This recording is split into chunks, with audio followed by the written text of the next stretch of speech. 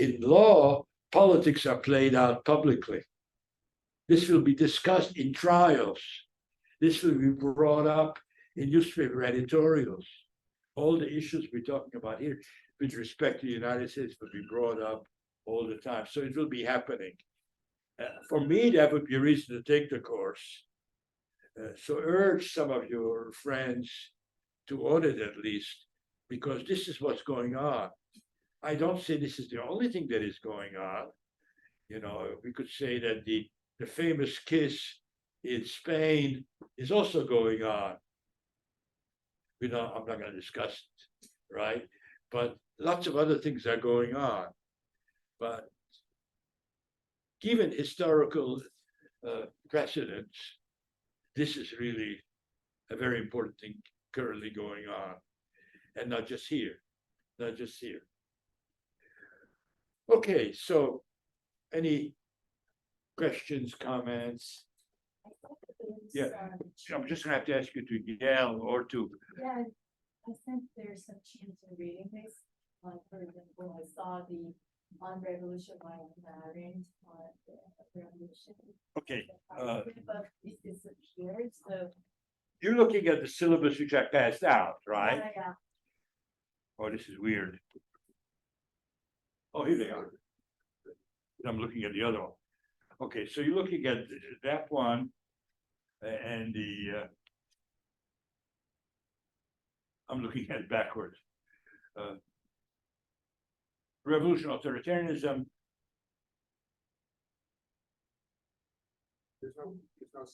I don't know what's going on here. So that's the. You're right. You're absolutely right.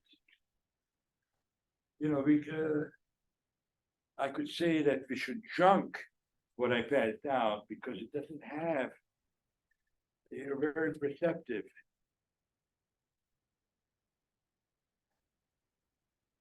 I don't know. You know, I mean, you have lots of assistants. They do things. Week 6, October 9th. I think you noticed that I had Hannah Arendt on revolutions, Brinton Anatomy of Revolution, Scotchpole. Now, where is that here?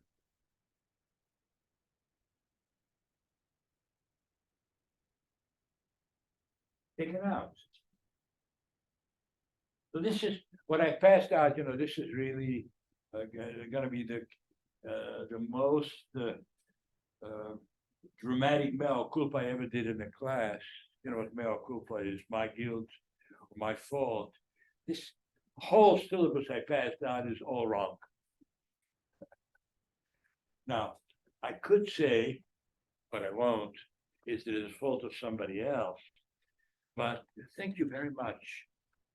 You've seen another version of syllabus, right? And your question is based on that. And that other version is correct. I am planning to do during week 6, October 9th, Hannah Arendt on revolution, Anatomy of Revolution, Brinton. There will be some of these things perhaps not required, but only recommended. And I go,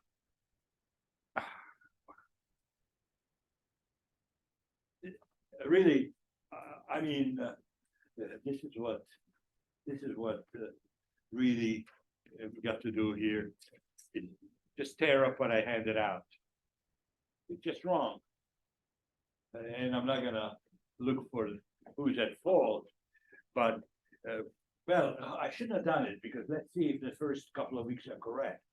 Now, don't rip it up just yet. Don't rip it up just yet.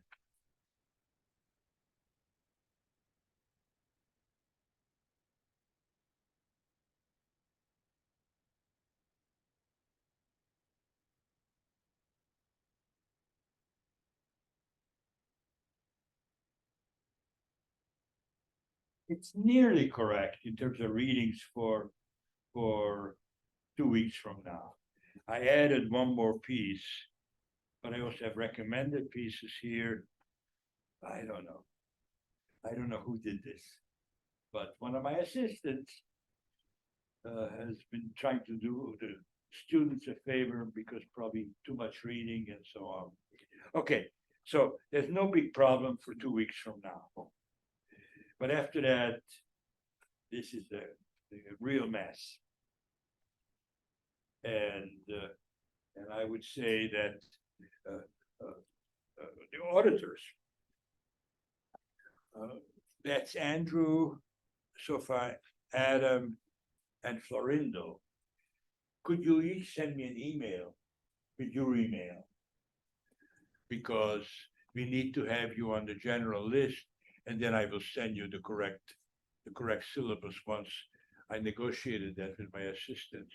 Actually, I think Arya wanted to say something at the end of the class. Okay, Arya, please. Regarding the auditors, but I don't know if he I- wants to wait until the end of the class. Yeah, So- it is He okay. has the correct syllabus, Arya, Yes, right? yes, Andrew, yes. So Kriti and I, yes, we have the correct syllabus. And after the end of the class today, I or Kriti will send everyone the latest syllabus, to everyone. Just one thing, the auditors, if they can, just email me at the end of the class so that we can add them to the class list. That's it. See, what all the auditors will need to do is get on your list. Yes, Do that by emailing you. yeah, I would say that Vak Hayenegar is not the easiest name very good. to spell. Mine, thanks to my father in 1930s who changed it from Altman, mine is pretty easy to spell, ARATO at newschool.edu. So if the three auditors could send me, I have everybody else, could Okay. send me an email, then I will send it to you, Arya. But you can send it, if you want to send it to Vak, how do you pronounce it? Vak Hayenegar. I mean, this is really, is it ancient Persian or Arabic? I'm No, not it sure. is Persian. Persian. It's beautiful, but not the ideal point of view of this communication need that we have here. Yeah, So send it to me, I will send it to him, and then he will have it anyway. Okay, Arya is easy. Although I notice, Arya, that sometimes you spell it Arya and sometimes yeah, you spell it Aria. which I- yeah, with respect to Persian, both are acceptable transliterations. yeah, But that can sometimes lead even me to confusion. I'm looking for Arya on my web, and it's Aria, like the operatic yes, yes, yes, song in Italian. yeah, One or the other. But if you just write it to me, and that's the three of you, please send me an email, and I will, three gentlemen, as it turns out, and I will send it to Arya, and then today he will. By the way, there's a website. And yes, it's yes. also on the website. Arya, can you tell us now? Yes, I will just actually, I want to Just so I can tell put it on the Xavier, I will put it board, right now or on Zoom. And website of the board. Once he has it from you. Yeah. Then you guys can all get it. Get the full Yes. that way. exactly, I'm just embarrassed about how, when you have about 5, 6, 7 versions of this, then the wrong version gets to be distributed. It's my fault because I've been kind of generating this course as I've been going along. But you caught me, Jung. You were absolutely helpful because I wouldn't have looked. They look similar. But the one you have is wrong. And he will put on the website where you get the right one. You see, that's what we need students for, to keep us straight. Kidding. But that was very helpful. Here I am passing out a syllabus, talking about it, and meanwhile, it's not the thing at all. You can chalk it up to my old age, but I think in this case it isn't. Wasn't a senior moment that led to this, but a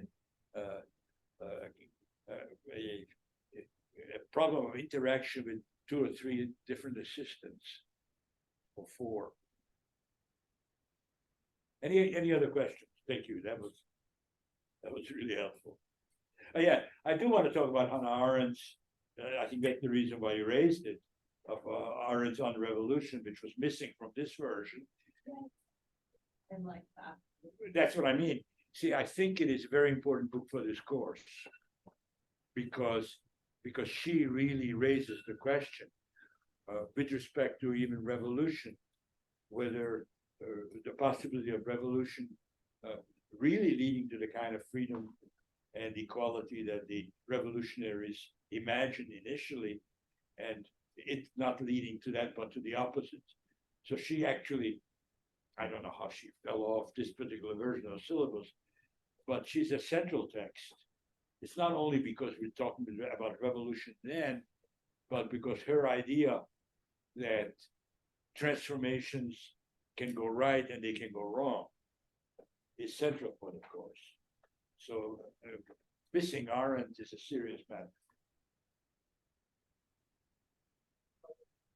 Look at this. Not, he doesn't write it on the board. I mean, you can see it like He that, right? actually puts it on. This is what I needed. Javier, I hope you stay in the course because I'm going to rely. I'm going to rely on your technical I will. expertise. Yeah, Not as if many of them, probably all of them, could not do it.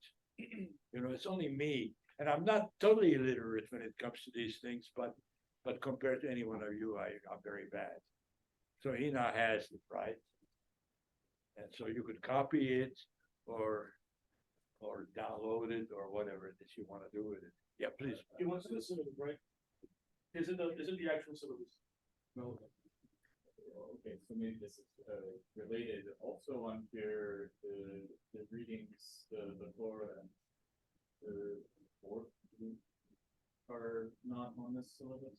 Yeah, the one I passed out is going to be missing all kinds of things because one of my assistants is much more gentle than me and thinks probably rightly that I'm assigning too much. And my own solution of that was that I differentiated. I don't know, is that the way it's up there? Yeah, I differentiated into required and recommended. Now that, you know, it sounds, you know, paternalistic, but you know, I do have really an interest in students who are taking this for their first sociology course ever, or first political science course ever. I have an interest in you staying and being able to do the course. And so, yes, the required part is already a lot. That's for 2 weeks now, although I added one more thing to it, but let's forget that. But still, if you added all the recommended to that, it would be really for people who really either read some of them already or are capable of doing an enormous amount of work very quickly. So I solved the problem by distinguishing the required and recommended. But somehow of the thing I passed out, that distinction is gone, and I was corrected by the elimination of some texts. But on our end was central. Maybe my question is. Yes, I'm sorry. Are those readings before and towards you, Where are we now? at the very top, are those going to be important readings for the next session? That would have been today. You see, that was the problem for today. And, you know, you may be particularly interested in that, or your question may be motivated by the fact that now you see too much. Well, no. But no, I would say that for today, right? I'm going to talk about exactly this topic in a second, okay? But no, that's great that you're asking it. Collude is not collude, but Claude. he's not engaged in collusion, but he's a French guy. It's CL, the spelling, but that's all right. Typos, I make them all the time. Anyway, you know, kind of weird. I thought you guys are taking the course. A lot of people are registered already. I sent things to people who are registered, so they could, in principle, read a couple of things already for today. but that's ridiculous, right? And no one, before they even show up in the class and have a chance to figure out whether they want to stay or not, is got to do a lot of reading. So those readings are sort of intellectually, they belong to what we're doing, but you can read them some other time or for next time. Yeah, because the point is, what is democracy anyway? Right? I mean, that's what I want to actually talk about a little bit today, because I think those two readings can kind of indicate what I should be talking about. You know, getting into the distinction between transition and consolidation, which will be important for this class. There's no need to do that today because we'll talk about that, you know, during a session or even two. But what is democracy logically comes first. I mean, what the hell is it, right? Is it what, you know, if you read Aristotle's Politics, or for that matter, Plato's Republic, where there's already a description, is that what it is? By the way, they're not irrelevant for us, those two texts. Some extent, I was just saying this to myself a couple of days ago. Wow, these old Greek fellas discovered populism. Now, of course, we should not take their word about what democracy is.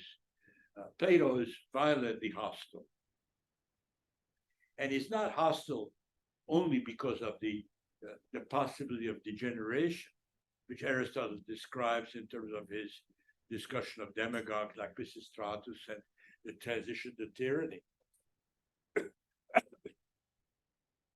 Plato, what he taught us wrong with democracy is that by definition, it's not a system in which the best rule. Philosophers are the best. They should rule, right? So we should not take their word for what they say about democracy. Yet we have to remember that not only the word, but in some sense, the institutional possibility of it emerges in a particular moment in history. I don't want to be that Eurocentric, and I don't want to assume what, of course, most histories of democracy have assumed, is that the thing emerged right then and there in Europe, in the West, and it is that tradition that, no, I don't want to assume that. I am sure it would be possible for some of you to show that especially urban communities elsewhere, in China, Korea, India, have experimented with forms which resemble the thing that Aristotle and Plato, and of course Polybius and many other people described. And if somebody will say, well, yeah, but they were not exactly, do not correspond to the concept of it, namely that the demos should rule itself, which is the purest concept of it, self-rule, not when you're not ruled by others, but you're ruled by you and others like you, is violated in lots of places around the globe. If experiments in democracy existed elsewhere, they're also violated in Greece. That's Aristotle's theory of the cycles of government. I didn't think of this. You see, you think of all the related things all the time. The very idea of discourse is Aristotelian. I didn't think of that until this very second. But Aristotle is the one who has cycle of governments. And what are his cycle of governments? Some of you know, some of you have not, but it's worthwhile at some point in your life, maybe when you teach it for the first time to some undergraduates, to read the politics of these parts of it. Aristotle has four, am I right? No, three normatively good forms and three normatively bad forms. And the normatively bad forms are degeneration of the normatively good forms. So, for example, what a normatively positive form of what we call democracy would be in his language was polity, politeia, identical to the same term that constitution gains its origins from. And for him, politeia degenerates into democratia, which is for him the rule of demagogues. But still, the goal, the normative ideal behind both of them is self-rule. And the response of some good citizens to democratia, namely degenerate democracy, is to create an aristocracy. That's the Plato Platonic form, but it too degenerates into oligarchy. And if the many can't rule, or if the few cannot rule without degenerating, then perhaps a one-person rule is best. And so yet there is another option, namely kingship, but it too degenerates into tyranny. And so Aristotle has 6 governmental types, and there's a kind of cycle between them. But still the term democracy, which he uses for a degenerate form, was to the Greeks of his own time, belonging to the popular party, a good thing, self-rule. And that's where our term originates from. Now, of course, the right thing to say is, who is the self? Right? Doesn't require too much Greek history to know that those are men. The Greek women don't participate in the meaning of that self. Beyond that, the most developed democratia was in Athens, and maybe 20-30% of the members, the males, 20-30% of the men have participatory rights. The rest are either resident aliens or slaves. So democracy in its actual historical appearance is a kind of minority rule.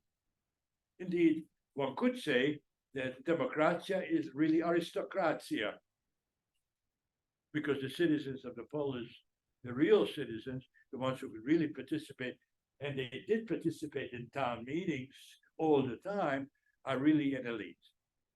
That's the origin of democracy. Democracy originates as the elite rule of some over others. I don't want to go through now lots of history, which again would give this a very Eurocentric feel of the course, but the Romans add things to this, and others historically, the medieval communes, East and West even, add things to this this model. Modern democracy, however, does not emerge until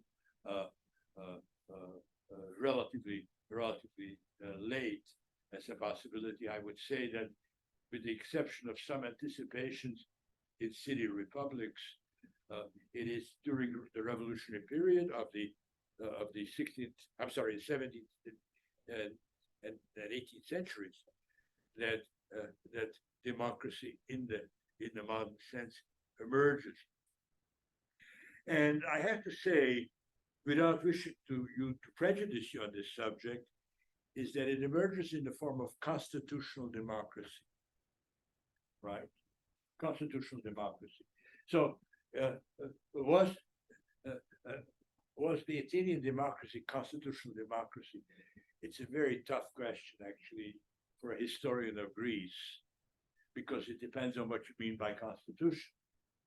If you mean by constitution something that the American 13 colonies, no, actually not, which were the levelers of the 17th century first put on the map, namely a written document, then you could say Athens doesn't have one.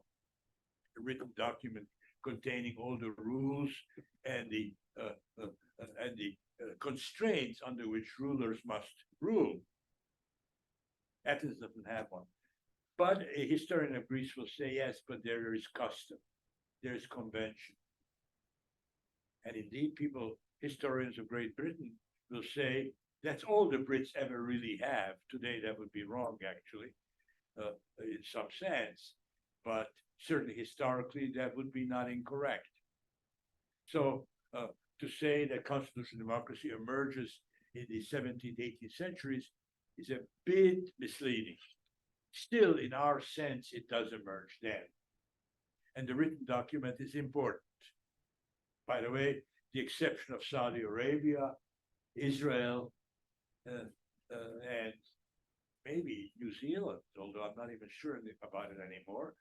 With the exception of those places, everybody has a written document, and the United Kingdom itself would be still in some sense exception. So a written constitution as a part of constitutional democracy does emerge historically. And in that sense, constitutional democracy, again, I corrected myself in some ways already, not wanting to be either Eurocentric or too focused on a modern period exclusively. That particular meaning does, to some extent, emerge in the context of English Revolution of the 17th century. It's a failure then because the levelers and the diggers lose. A written constitution is not created as a result of the revolutionary radicalism of that century, but it does emerge in the American colonies, U.S. colonies, the U.S. 13 colonies. I should be really more careful because North America too has other English colonies, and indeed there are other colonies in North and South America. So written constitutions as a part of constitutional democracy in that sense of having a written constitution is a modern invention. As my old friend or teacher Cornelius Castoriadis would say, it is generated in the context of these revolutions. These revolutions create something. It's not entirely new, as he would be the first to say, because he is a real advocate of democracy being originally Greek, but certainly a new version of it does emerge. And it is the topic for our course. We could deal with backsliding for Athens. We could deal with backsliding for Corinth. We could talk about transitions to democracy in those places, but that would be a different historical topic. So our topic is specified as constitutional democracies starting with the revolution of the 17th century, and successful ones with the American revolution, and then the French, which really puts the topic on the map. You could ask, Latin Americans can ask, where does our revolutionary tradition come from? Where do our written constitutions come from? And some of you might say from North America, from the US. Most of you would say France. It's the French tradition of more radical revolution, which involves also a social revolutionary component, which inspires Latin America. I know there are some who would focus on North America. Bolivar himself actually consulted North American experts. And so in that sense, you cannot say the US influence is absent. But I would say that the French, in terms of world civilizational outcomes, and that's true for Asia too.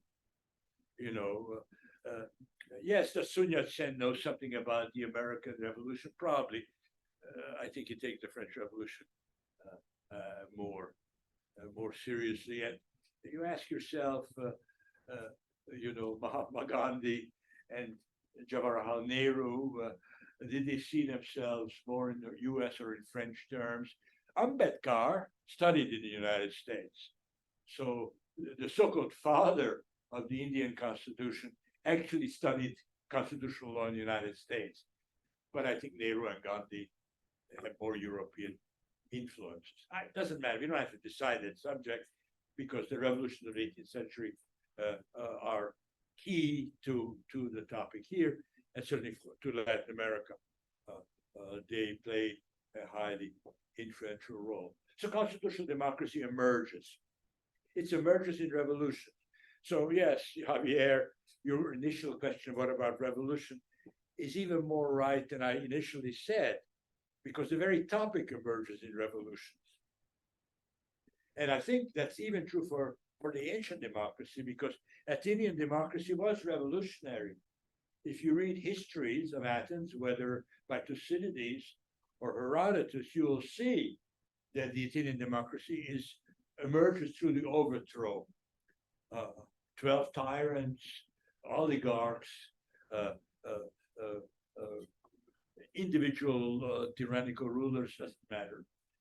Yeah, I mean, I'm sorry for I'm saying, asking because I have a lot of yeah, but you're questions. more right than, than I was, because in some ways, the course will be critical of revolution as a method of transformation. That comes later. That comes later. But we can't deny that the whole topic emerges in the modern revolutions, and indeed in revolutions in general, because so even one would imagine, given the religious background of other traditions, that to the extent there are participatory forms in Asia on the civic level, these, generally speaking, had to be established against elites who controlled the resources of meaning. Right? Almost all religions are in this sense elitist because of priesthoods, because of magicians, because of charismatic figures who establish new cults. And in most cases, they're the ones who rule in world history. And to the extent that some kind of collective participatory form emerges, it has to be in spite of them. And this is true certainly for the modern revolutions, because the modern revolutions overthrew kings who were, if you read at one point in your lives, not necessarily for this course, Kantorowicz's book, The King's Two Bodies, you'll know that the rulers are also priests. The rulers are also sacramental leaders and not just political leaders. I mean, to take an Asian example, which I think is best in this case, I was just told in a very good dissertation, which I was reading for today, that this is not so for Korea. I can't say, but certainly the Japanese emperor is a god on earth, is a divine ruler. The Chinese emperor, well, such a long history, you can't really make a generalization about it, and that a long history that knows overthrows and revolts. And so, is it true for the Manchu, who came to power during a political conquest? Well, perhaps eventually the theocratic dimension emerged there as well. So the revolutions overthrow gods. That's kind of basic idea, right? And overthrow gods. And the question is, why is it that they always tend to invent new ones? Or do they always? Hannah Arendt says, no, not always. She would recognize this for the French Revolution. And after all, in the end, it culminates in an imperial system. But the American one, not yet. You know, if there are some American presidents who imagine that they could play that role, so far that would seem pretty far-fetched. All right, so the revolutions established something called constitutional democracy. I gotta watch it. Maybe 5 more minutes or 10. But what is it that they establish? What is it that they establish? What is constitutional democracy? To some people, it's a contradiction in terms, right? There are people around the globe now. I've written a book about them in a way. Who, my wife, let's give credit where credit is due, examining this phenomenon of so-called populism. And one of the things about populism, it's a contradictory thing, is that constitutional restraints are challenged.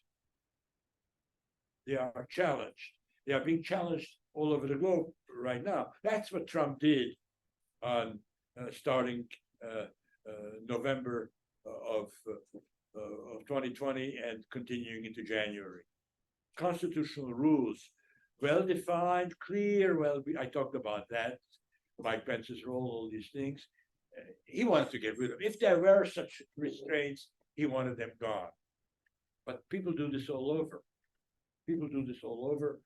And I think that you will not find any difficulty in finding examples from, let me just think of this setting because I'm doing a dissertation on it, Korea, Taiwan, Japan, and so on. Historically, you'll find cases. And now in India, right? Which I think would be an interesting, currently relevant case study. So constitution and democracy, on one side, tend to belong to the same couplet, and at the same time, there's a tension between the two principles. And what would a radical, I don't want to say automatically populist in this case, but what would a radical advocate of popular sovereignty say? Finally, the people have stepped in the place of the king. Finally, we have self-rule. And what you constitutionalists are trying to rule is to tie their hands, tie its proverbial mammoth hands, right? The people finally rule, and what do you want to do? Constrain them. And this charge is not entirely absurd. Because think about the US Constitution. A couple of you are from the United States, and all of you are here at the moment, so why not talk about America at some point? One of the founders is Thomas Jefferson. Declaration of Independence, he's the author. He is certainly a personal friend and advocate of many of the actual authors, and he defends the Constitution. And what was his idea about constitutions? Does anybody recall what he wanted to do with constitutions? Exactly. He wanted to replace them every generation, because to keep a generation enthralled to the rule of another is tyranny. I don't know if you use the word tyranny in this context, but not legitimate in any case. So Thomas Jefferson, one of the founders, thought that what we've been doing since, let's say, 1815, to give him his 30 years, or 1887, yeah, 1820. So what we've been doing since 1820 is violating the fundamental principle of popular sovereignty. How many amendments does the Constitution have, US Constitution, since that time? 26. 26 or 27, right? What would Jefferson say to that? What would be his two-word answer? Not enough. You're reading my mind. We know the same thing, so that's why you do it. Not enough. What's the modern term for that? Replacement. Amendment is amending something already there. Not only we don't have enough, he might say, but we are doing the wrong thing, because each time we should rewrite the whole document. Doesn't mean we can't keep anything from it. That was not his point, right? That we junk everything and for free elections or whatever. No, we can keep a lot, but we got to rewrite it and get a new vote for it. Originally, 9 out of 13 had to vote for it. So that proportion should be kept. The amendment rule allows it. It's not 9 out of 13, but 3/4 now in the amendment rule, which is actually a higher number than 9 out of 13. But Jefferson might not object to that. But in any case, using that amendment rule, we shouldn't have just made 27 amendments. We should have not enough, right? We should have replaced the whole thing, and many times. Well, I don't want to argue for the virtue of that necessarily, but I also don't want to call Jefferson a populist by terms of discourse, because he has good arguments for this version. He has good arguments. If there is popular sovereignty, the people, or let's say the majority, or even maybe the majority of the representatives, should have the ability to say whether we want to have it. So there's a tension between the two principles. That's what I'm arguing. If you're a Jeffersonian, you may not want to jump the thing every 30 years, but you do want to say from the outset there's a tension between these two principles. And that tension is fundamental for this course. because yes, of course, some transitions that we're going to be dealing with breakdowns are led by authoritarians. I don't want to say that Augusto Pinochet was exploiting the tension between democracy and constitutionalism in what's the date, 1973, but I don't remember the actual date of Pinochet's coup, and you have many, of course, similar ones in Latin America. He's not doing it in the name of popular sovereignty against the constitutionalist restraints. The coup, by the way, in that particular case, is a coup against both popular sovereignty and constitutionalism. Why? Because the military was not elected as any kind of representative. It did not have any political right, not legal right. Legal right it surely didn't have any political right to speak in the name of the people. Now, September 11th. what? September 11th. September 11th, 1973. Okay, so not all changes we're going to be dealing with this in this course. Nevertheless, it's my thesis, which I have never written down, so could be wrong, but I will try it for the moment. Even those kinds of coups could not occur if that tension didn't exist. In other words, in Chile, and I'm talking off the top of my head, haven't read anything on Chile recently, but some of you have. Even in Chile, there is a conflict going on between constitutional restraints and popular sovereignty. And the constitutional restraints were spoken about women, to some extent men, but mostly women, walking down the street banging pots and pans. You know about that if you're Latin American. And what were they doing? They were claiming that the Allende government was violating the constitutional restraints because not having certain kinds of majority, not having support of perhaps some of the provinces. I don't know exactly what the constitutional argument would have been. Allende is instituting reforms in the name of popular sovereignty, but illegitimately. And so that issue has even in that context comes up as a kind of indirect legitimation. I don't want to say that the Pinochet coup or any other coup like that is popular, but in some sense it has support, and that support comes from those who rely on one of the values. I doubt that they rely on the value of Plato, that it is the most intelligent who should rule, and I doubt that they considered anybody in Chile at the time would have considered Augusto or one of his fellow generals to be the most brilliant philosophers of Chile who had every reason to rule. Now that's not the modern argument. Has that argument ever been made historically? Probably. But in any case, there the argument was that it is the violations of the Allende government. We'll see if that is true when we talk about that case. Hopefully someone wants to present it. In any case, that tension is fundamental. And that tension is going to be ever present for this course between the two parts of what define. Now, why does constitutionalism help define democracy? I would argue yes, in spite of the fact there's a tension between these two principles, because the people are not self-identifying. The people cannot simply reveal themselves in the way that the divinity revealed himself to Moses on Mount Sinai and say, here we are, and do what I tell you. In that sense, the people can articulate their voice. First of all, the people is already a problem, but there's such a thing. But the people in the plural can articulate their voice only within rules, only within some kind of system. We have to know who has a right to elect. We have to know who has a right to participate. Not everybody. If I show up tomorrow in Korea, where I've never been, would I be able to vote in a Korean election? And you'll say no. And you will say, rightly so. You don't speak the language. You don't know anything about the tradition. You don't even know who we are. Why the hell, just because you take a trip there and you think that you have some reason to vote? And this is, of course, a problem everywhere, because all countries now have both visiting population, refugee population, immigrant population.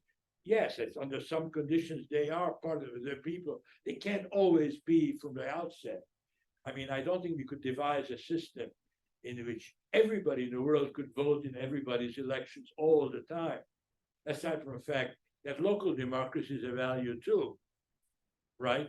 Even if you could say that everybody in the world should vote in American elections because the United States affects everybody's future, we're not going to concede that they should be able to vote in New York City local elections, right?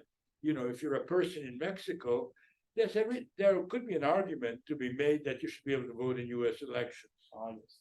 What? You agree with that, right? You don't. But in any case, there was an argument. I mean, I'm not saying it's wrong, but there's a point to it. There's a point to it. What the U.S. does really affects people in Mexico. But whether you should vote in New York City elections, that I don't believe anybody will concede. And after all, we should be a self-governed. Oh, you see, you will. Well, I would not set up too long. I would not set up too long a time period. And if you live here long enough and you're willing to participate, why not? No, but you get my point, because then we can get it down to a New England township, right? I have a house in Cornwall, which is a participatory community. I missed the town meeting today because of this class, but I could have gone to it. And now you cannot say that just because somebody comes in, and they're guest workers, by the way, in that area. They are guest workers. And I don't think that they should be excluded if they've been there for a significant amount of time. But you can't just, you see, he has trouble with this problem. And I understand. I understand you, because that is, you know, I mean, think about it. It's a problem as old as the Greeks, the demos. Who is the demos? And it was so obvious to Aristotle or Plato that you got to have great-grandfathers who are Athenian. Great-grandmothers probably wouldn't do it. But great-grandfathers are even further back. How many generations? They probably would say so. Now, no one does that now because we tend to have birthright citizenship. But you can see in terms of our discussion with Andrew, the two Andrews discussing this, right? Even if you had birthright citizenship, you'd have a problem. I mean, what about somebody who lives in Cornwall for 10 years, participates in life there in all kinds of ways? He or she, why shouldn't they be able to come to the town meeting? By the way, I think that being a very progressive community, they could. How long would you have to be there? Well, if you just get off the train and arrive at the town meeting, some doubts could be raised. I mean, people might ask, how long have you been here? You know what this is? I think English language would be a problem in answering those questions. But anyway, you can see that all democracy involves some inclusion, exclusion. It cannot not. And those rules are constitutional rules. They cannot just be spontaneous rules. I mean, even Aristotle, right? 3 generations, 4 generations. Why 3? Why not 4? Why not 1? These things are not automatic. So in some sense, constitutional rules belong to democracy, yet they are conflictual with it. And that conflict for this class will be precisely the one that will be sociologically and politically at the basis of many of the things that we'll be talking about here. Revolutions are the ones which establish the couplet. But once you establish them, even within revolution, think about the French Revolution, all right? I'll stop with this. You see, once you talk and you're my age, very difficult to stop. But I will stop after these next 2 sentences. The French Revolution starts with transforming a state assembly of 3 orders of society, commoners, aristocrats, and clerics, into one national assembly. And they rename it into National Constituent Assembly. Amazing. What are they doing? Why would you call it just national? Is one thing, because why shouldn't be the whole nation represented on equal basis of people previously chosen? But why constituent? Well, we're going to need rules. The old rules created a States General, the 3 separate orders. No good. You're gonna need new rules.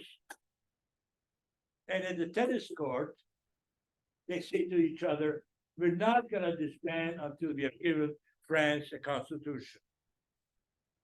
I mean, it's one of the most dramatic moments of French history, probably European history, and it's a world historical event. You know, if you ask Sun Yat-sen or Nehru, what was the tennis court oath? They would have told you. Ambedkar, they would all know it. It has become a world event, just like the career of the Buddha has become a world historical event, and so on. I mean, you know, we do things in certain parts of the world, but we, you know, act in ways relatable to others. So the tennis court will give France a constitution, and they did do so. 1789, the tennis court laws must be August. I don't know the date of the Constitution of 1791, but he's so fast, he will get the exact date when it was finally passed. Within 2 years, they give France a written constitution. And that written constitution establishes rules for how we should then engage in politics of representation. And pretty soon, that leads to conflict. Because of the social question, Hannah Arendt, right? Hannah Arendt, the social question. Even though we formally equalized everyone, our social differences do not allow us to be really equal as the Constitution would assume it. And so we need a new arrangement, a new revolution within the revolution. And then they write another Constitution, 1793. Whether you should do 13, France is the Jeffersonian Republic, by the way, because they have had 13 or 14. And the US is the Madisonian one, which only has one, but it's not true because the amendments of the Civil War actually transformed the Constitution pretty radically. But France has 13 or 14. And so in this sense, constitutional democracy is always related to constitution making, constitution applying, constitution challenging, and the concepts belong together, and yet they are in tension. All right, now I will stop. Okay, so either on the course or on the substance. Well, I have a question on the subject. I think the question of defining democracy and relating it to the problem of constitutions, as you were saying, is I think it isn't a limiting definition in terms of just thinking of democracy as an institutional arrangement and not, I don't know, I mean, even in what we were reading, like Lefort or Tocqueville, is a more societal type and not an institutional arrangement. Well, absolutely, you know, and you know, I put this topic on as a theme of my very short presentation, but of course it should be a long presentation. And first of all, I'm just reading Adam Przeworski's Crisis of Democracy, and he insists on giving a short definition, a minimal definition. This was Joseph Schumpeter who gave a minimal definition first. I don't know if anybody tried that. Democracy is a system in which you use elections to choose whoever rules in your place for whatever definite period. Can be forever, but for a significant period. I'm not sure. Somebody can look up Schumpeter's exact definition. Adam Przeworski pretty much adopts this idea. But it must be one, he adds, in which incumbents can lose. Not enough to have elections, but incumbents must be able to lose. That's what our friend Donald challenged, right? That's what he challenged. He was an incumbent, and he made it by definition almost that he cannot lose. What would he have done once the two-term limit kicked in? Who knows? God knows. But in any case, he didn't want to accept possibility of law. This issue has come up for Morales, has come up for Chavez. It comes up often. And the issue of term limits is one that is related to it. But I don't accept the idea that we can live in such a minimal definition. I mean, what about Japan? I don't know how many of you know anything about Japanese history after the Second World War, but I think many of you will know that the Japanese ruling party has never been fully replaced, and only once partially replaced by a coalition in which it participated. That's an awful long time. Could the ruling party, the ruling Japanese party, ever really lose an election? Well, it could. Technically, it created all this institutional, and that's where your point comes in, the institutional conditions for being able to lose elections. Now, the institutional conditions for losing elections are what? Free press. Elections which are neutrally supervised. Ability to organize competing political parties and contenders. Well, I'm sure you can add more to this. A civil society in which people can be protected from punishment after their side lost the election. Imagine elections which you could have lost, and after the election, all of the partisans of the losing side are sent to the gulag, right? So that's not an election you could actually lose. Yeah. I was gonna say, because that's also from the reading, the second one was Yeah, of course. that it was like democracy functions when something is at stake, that there is something that is at stake, but it is never it is never something that is intolerable to be at stake, right? But it cannot be an intolerable result for a party. Yeah, but his it cannot- definitions are a little different. I kind of remember the definition of this elsewhere, but you're right. You're citing the one, democracy is contingency. That's its term. In other words, where the results are uncertain. And now you're adding to it, cannot be uncertain in such a radical way Exactly. that losers can be uncertain about being able to live after they lost. So there must be uncertainty, but not the radical uncertainty of that type. But I would say none of that is enough. Now, Code Lefort is not so dissimilar, which is the first text, which I would have had you read for today if you read it. But it is a philosophical one. Democracy is a system in which no entity can step into the place of the sovereign. What does that mean? Well, it means, first of all, that there are other systems in which, let us say, the Japanese system after the Meiji Restoration, not to pick a European example, the Meiji Restoration, which restores the political power of Meiji, the emperor, who up to then was a figurehead, right? In the Tokugawa system, the shogunate, the emperor is only the symbolic center of everything, but does not rule. The British term reigns but not rule applies to the Japanese emperor in that period totally. And the Meiji Restoration restores the political power of the emperor. Hirohito did do things during the Second World War. For example, in some indirect sense, he's responsible even for Hiroshima because he blocks the Japanese command from surrendering. So he really made things. I don't. You have just seen Oppenheimer, probably. I'm making a face. Truman is responsible for Hiroshima first and foremost, and the scientists who gave him the weapon also have some problems.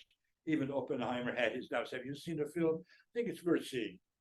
In any case, Hirohito was a participant, and there are films, Japanese films, as well as films made by others, which show that his role was very negative in a war. So he is sovereign in a sense, both symbolically, but also in terms of the practical instance of making the ultimate decisions in things. If you don't surrender, that is really an ultimate decision, right?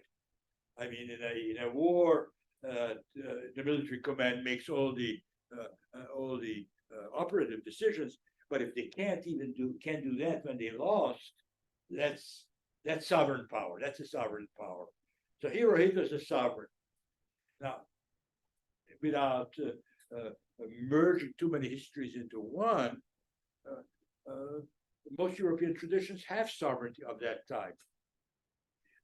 If you read Thomas Hobbes or other authors, even Jean Bodin to some extent.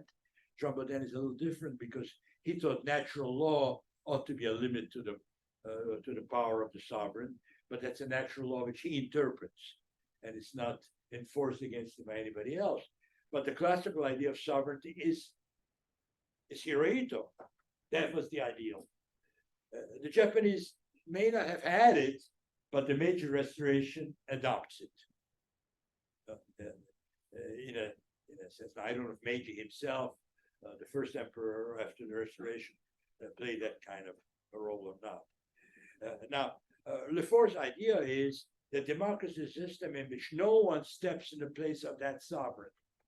Well, that of course means cannot be an oligarchy, right? It cannot be a group of people who play that role. It also cannot be a group, cannot be a class. But Lefort's point is more subtle because he says the people should not step into that space, the empty space of power. Now, of course, that literally is always true. You can't say the Japanese people could step into Hirohito's place. What would that mean in a country of 70 million, right? How would they do it? But how could they possibly, every man, woman, and child, step into that spot? Or the space of Louis XIV at the time of Louis XVI at the time of French Revolution. Right, Louis XVI was not that kind of king, but it doesn't matter. That's why Hirohito is a better example. And the non-surrender in the war is a good example of it. But Hitler, of course, would be similar. No one steps into it. The people cannot step into it, and no one claiming to embody the people can step into that space, because the people as such embody cannot. But if you apply the two bodies doctrine to the people, Kantorowicz, whom I have in the side, Kantorowicz says the king has two bodies, a symbolic body, which is the king who never dies, and the practical body is Louis. What does it mean the king never dies? Because right at the moment of his death, that body is transferred to his son, according to this theological law. Is this true for Japan? I don't know. I don't know if that particular idea applies in any other non-European context, because this has, in Kantorowicz's book, this particular metaphor has a relationship to Christ. Christ has two bodies. You know, or you all realize that, right?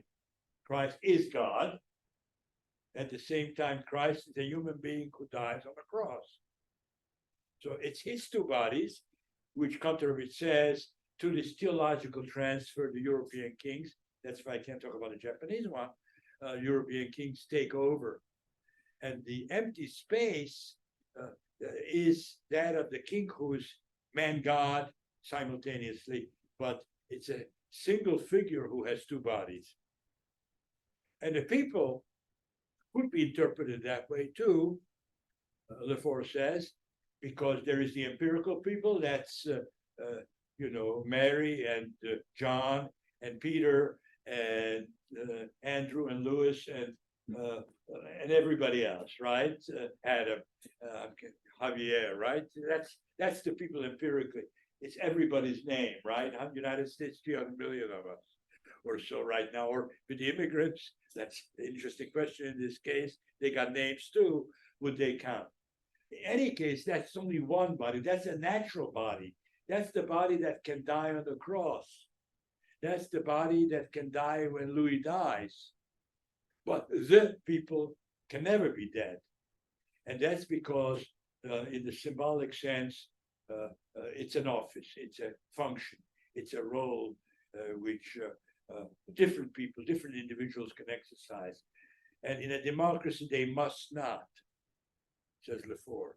A democracy would be one in which that never happens, in which Donald does not claim, I am your voice, because the people do not have a voice in that sense. No two bodies. Donald is one body.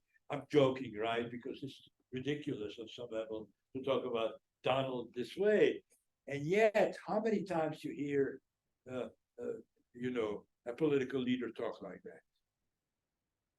it's, yes, part of the populist phenomenon that you seriously talk like that. You don't really mean it, but at the same time, the people must be embodied to be able to rule. And so there must be somebody.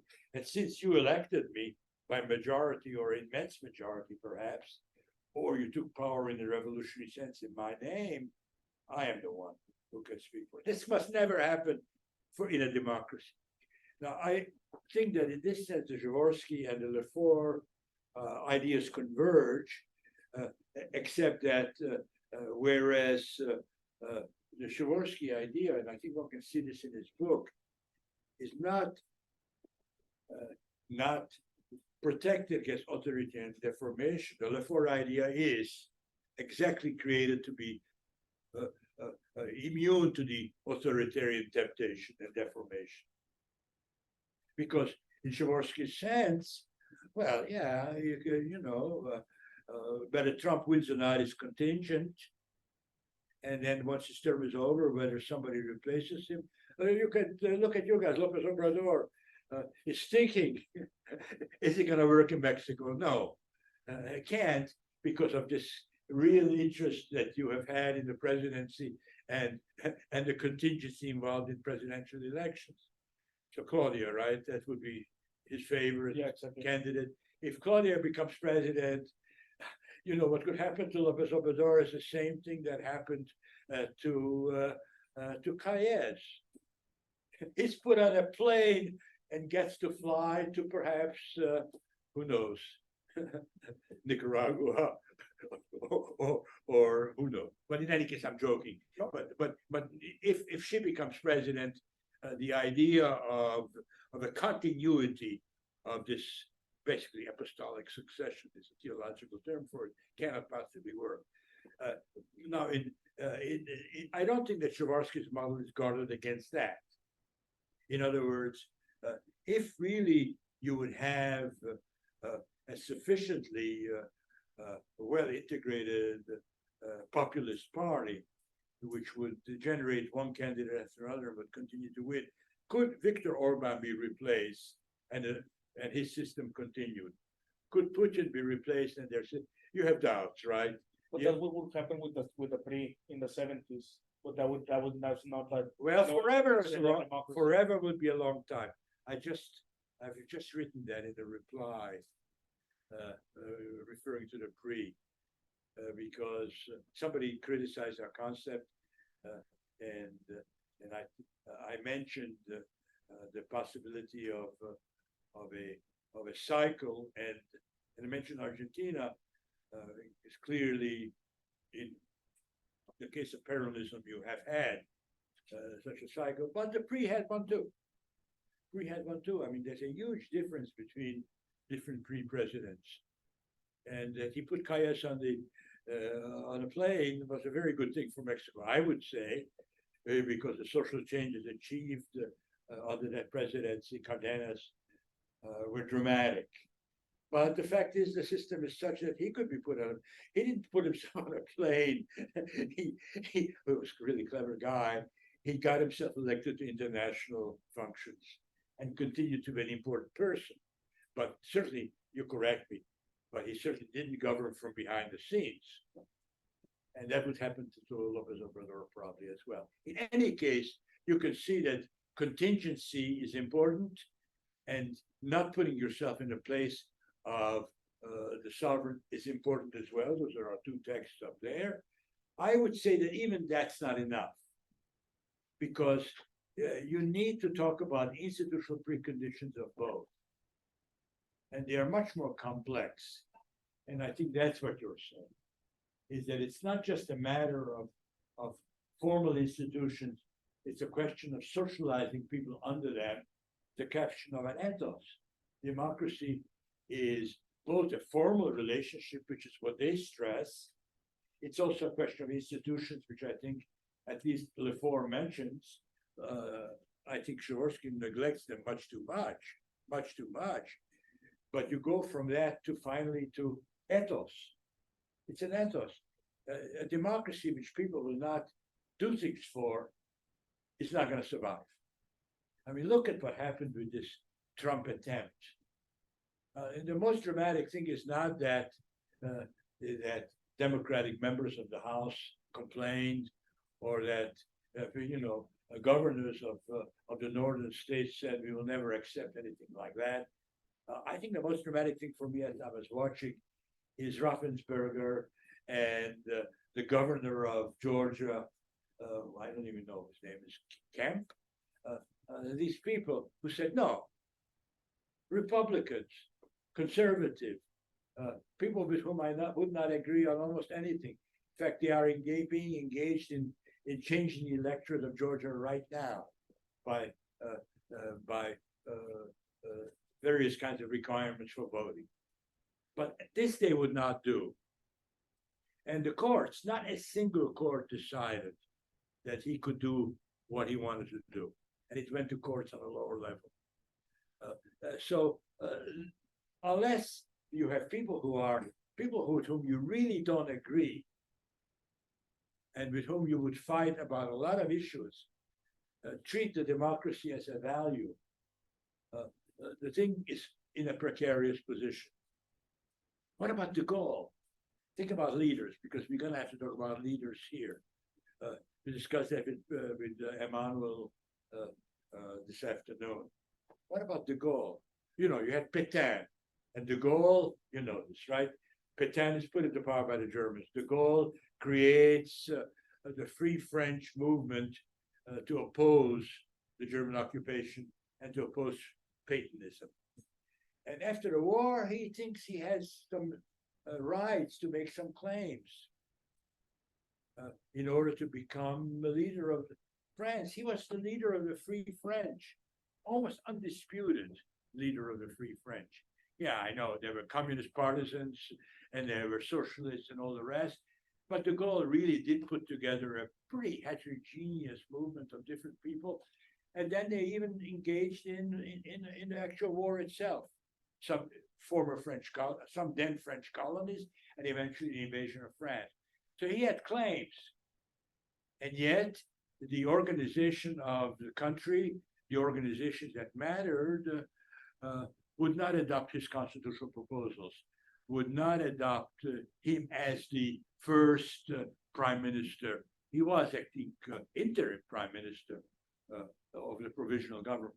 So what does he do? He withdraws. He says, okay, I'm going back to, what was his name of his place? I forget now the name of the village. I go back to my village. One could say sore loser, right? One could say sore loser. It was not, it's not a wonderful act on his part to say, okay, you can't have you're not going to take my constitution, so I'm taking my marbles and going home.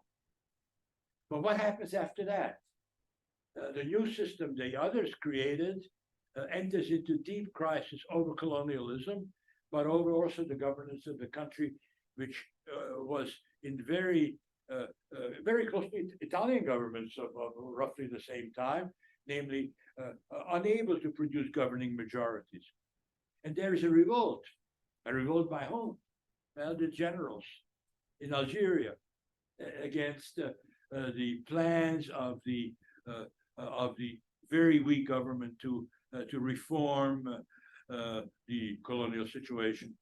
And that revolt would have succeeded, except that they picked a leader. Who did they pick? Well, they picked Charles. Obviously, our leader got to be de Gaulle. And de Gaulle says, okay, I'll come back and I'll sacrifice myself for the nation. What does he do? He initiates a constitution-making process, yet another one, and then accepts a new version, a new model for liberal democratic constitution. It has serious flaws and weaknesses, this constitution, because it comes part of the way of what he wanted all along. But it's not enough for the generals. What does he do to the generals? He crushes them. And what does he do during the 60s? Well, he governs as a constitutional president. And what happens when a popular movement emerges in 68, which rejects, in the end, his constitutional reform proposals? He again gives up. That's a different kind of career than the career of a Perón or the career of many of the populist leaders we'll be talking about here. So sometimes even leaders, now what could be more different than Trump? And since I mentioned Trump because you obviously see this figure in front of you, would this guy ever withdraw if he had the political and military means to stay in power? And of course, many of the people we'll be encountering in this course would not withdraw. Would not withdraw. Happened recently in Venezuela. Maduro lost an election. Maduro is your guy. Maduro is their guy. Lost an election, and he refused. He said, "No, I didn't like that particular one. Let's have another election, a different kind." And then that different kind of assembly emerged, and he sort of sidelined it, never ruled together with it. How does he survive? That's a political question, military question, which is not so interesting for today. But that's the kind of leadership which could lead to a collapse. Okay, so yes, we need the institutional dimension. We need the dimension of political culture. We need the dimension of leadership. I think democracies are endangered when they generate leaders that are not themselves loyal to democracy. It's interesting how sometimes a leader who you don't consider loyal, like de Gaulle, acts as if he was. Would Meloni do the same? Well, so far, perhaps. But do these people, of course, enact things we don't like? That's another matter. Because obviously democracy is not protected against outcomes which many of us will reject. But the outcome of its own collapse is one that should be rejected.